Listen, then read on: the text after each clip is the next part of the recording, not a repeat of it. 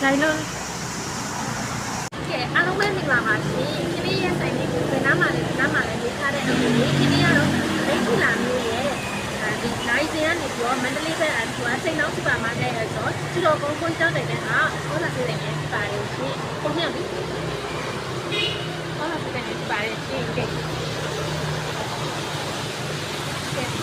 ဒီမှာဆိုရင်ကိုကတာပါတယ်။ဒ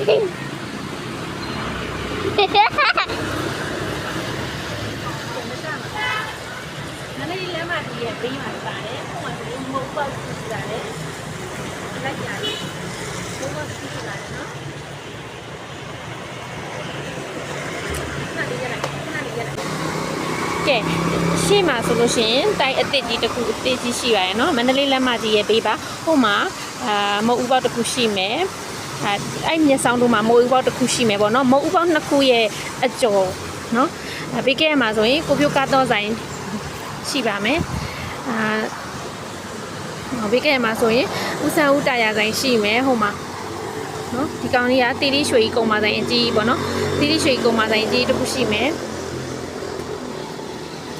ကဲမန္တလေးလမ်းမကြီးရဲ့ပြီးမှာပဲဖြစ်ပါတယ်ရှင်ဟိုမှာဆိုရင်ဒီမှာနော်ကိုကားတန်းစားတော့ဆိုင်အကြီးတစ်ခုရှိပါတယ်ရှင်ကဲမန္တလေးလမ်းမကြီးပါစိတ်ချယုံကြည်စွာအားပေးလို့ရပါတယ်မန္တလေးဘက်ကမှာမယ်ဆိုလို့ရှိရင်လည်းအမြန်ဆုံးရပါတယ်ကားဂိတ်တင်ငွေကြိုလဲလေးနဲ့အမြန်ဆုံးပို့ပေးပါတယ်ရှင်ကဲတခြားမြို့နယ်တွေကမှာမယ်ဆိုရင်ခင်လေးရဲ့ Viber နံပါတ်ခွင့်5ခွင့်5 48ခွန်မှာအသေးစိတ်မြင်မြတ်ဆက်သွယ်ပြီးတော့မှာယူနိုင်ပါတယ်ရှင်ကဲအညာမောင်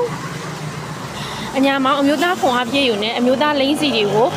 တစ်ဆိုင်ထဲမှာစုံစုံလေးနဲ့ရတင်တယ်ဆိုရင်ခင်လေးရဲ့ဩဇာစီဆိုင်ကိုကြော်တန်းလာဖို့ဖိတ်ခေါ်ပါတယ်ရှင်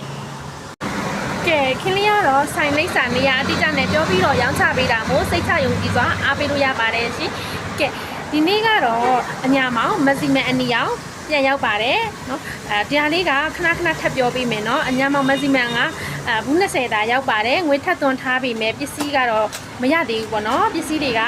ပင်ရင်းမှာကုန်ကျန်းပြတ်သွားဖြစ်တဲ့အတွက်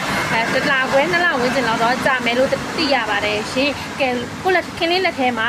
ပစ္စည်းစတော့ရှိတဲ့ခိုက်ပေါ့နော်အမြန်ဆုံးလာရောက်ဝယ်ယူအားပေးပါတချို့အကိုတွေပေါ့နော်ငွေလွှဲမဲ့အကိုတွေငွေအမြန်လွှဲပြီးတော့မှာလို့ရပါပြီရှင်နော်ငွေလွှဲတာကြာနေတယ်ဆိုရင်ခင်ဗျပစ္စည်းစောင့်မပေးပါဘူးနော်